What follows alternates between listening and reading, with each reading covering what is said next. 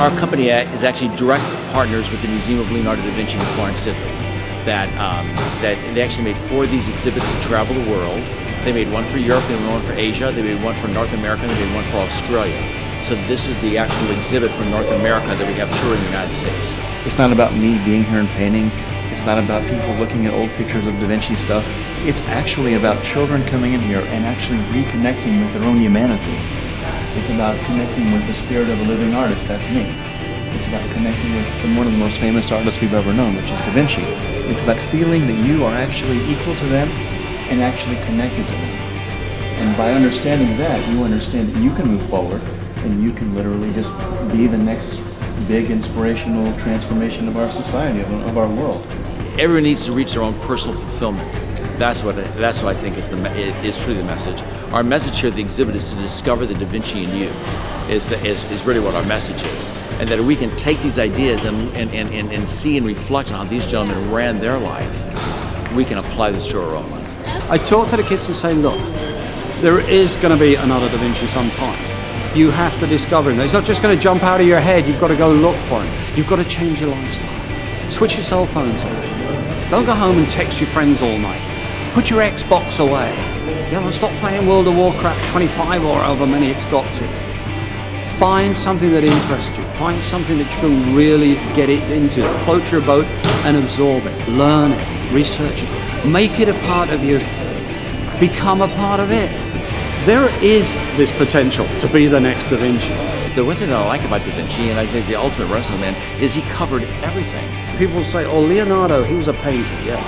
And some people say, yeah, he was also a bit of an inventor, but he was a musician, he was a singer, he was an astronomer. He told us that the world went around the sun instead of the other way around long before Galileo came on the scene. He was an architect, of course, as we know. He was a sculptor, though perhaps not a particularly good one, compared to who was about at the time.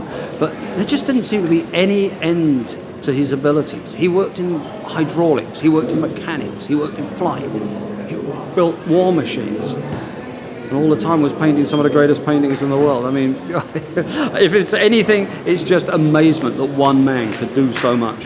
And everybody said, Čapek, I believe his name was, everybody says Čapek gave us robotics. He gave us robots. Leonardo da Vinci gave us robots some 500 years beforehand. Using springs made of laminated wood, like the one on the catapult behind you, the trebuchet behind you. Later on using metal springs, ropes, pulleys, gears, hinges, etc., etc. He mechanized model men. I think he was a man looking for stability. I think he, like all of us, was looking for stability, and he found it in the balance and the clarity and the harmony of his creations. That's why they're applauding. Everyone agrees. He wanted to protect the common man and to make the common man's life easier. That's what his whole idea was through his whole life, and truly that's what he wanted to be respected by. He didn't want to be respected by kings or princes or aristocracy. He wanted to be respected by his own peers, which is the absolutely coolest thing. Leonardo's idea is we pick a battlefield, we pick a date, the way we would have in the normal way of things, but you arrive not with troops but with a whole line of robots. And I arrive with a whole line of robots, and we wind them up and we let them go. You and I go for a glass of vino, slice of pizza, whatever you like. And when we come back, whoever's got the most robots left standing, or any robots left standing for that matter, is declared the winner. We have had our war, which Leonardo knew man's too stupid to stop fighting wars. He said it 500 years ago, we're still doing it, aren't we?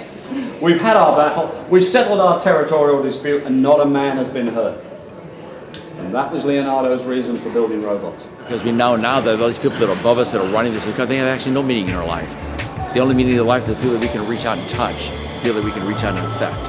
And that's what we want to do in our life. The people that are closest to us, and the people that we can actually reach out and talk to, which I think is the greatest message. I think everyone's purpose probably falls into one small point of their most intense passion. Whatever they're the most intense about is what they should really spend their time doing. That would be my suggestion to anybody. The main thing that I've learned is the personal time that you need for your personal development.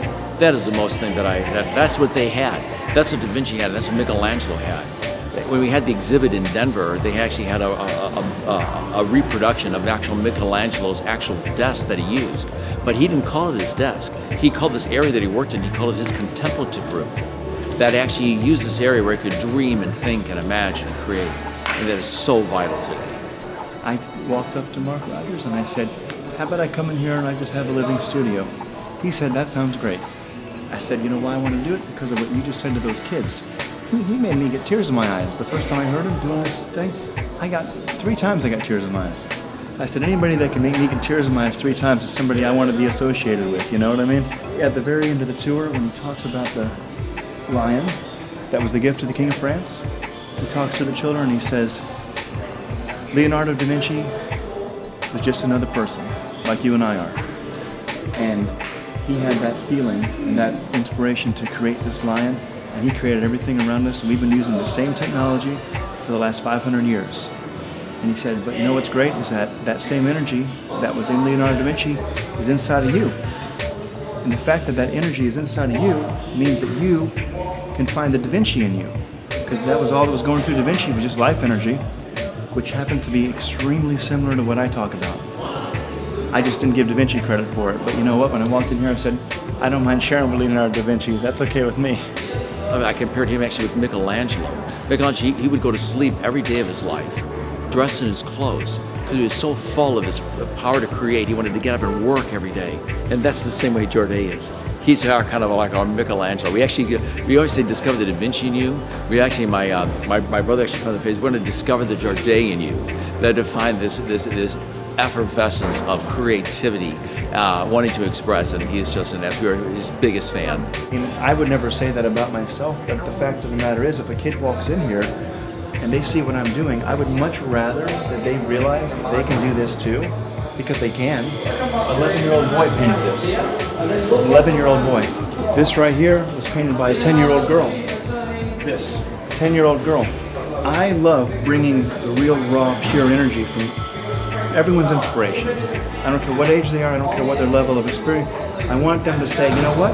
I put my brushstrokes into a museum piece that's in a museum with Leonardo da Vinci's work, and that's what this is, and that's what we're doing. Because we have to reinvent everything. We have to go back and reinvent how we live and how we eat and how we drink and how we think about ourselves and how we even teach our children. We need a new renaissance today.